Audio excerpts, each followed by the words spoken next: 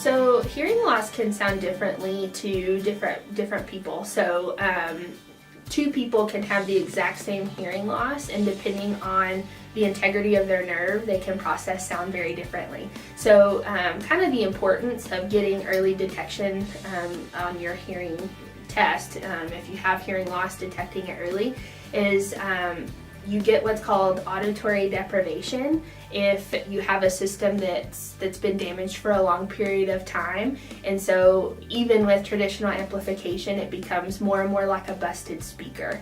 So if you go with untreated hearing loss for long periods of time, your prognosis with hearing devices is still going to be hard.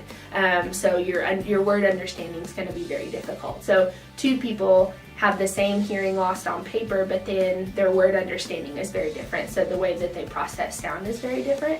And so so how they perform with amplification really depends on really early detection of it.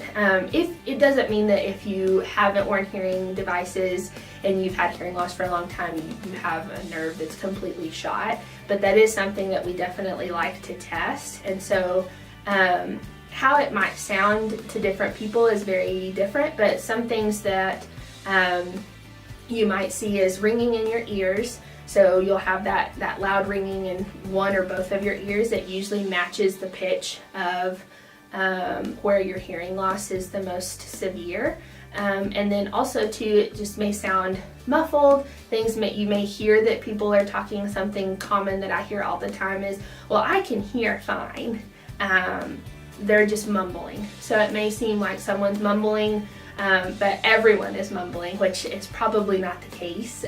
Some people may mumble, but not everyone you're in contact with. If you're a male, women's voices may seem really hard for you to understand, just because women's voices tend to be higher in pitch.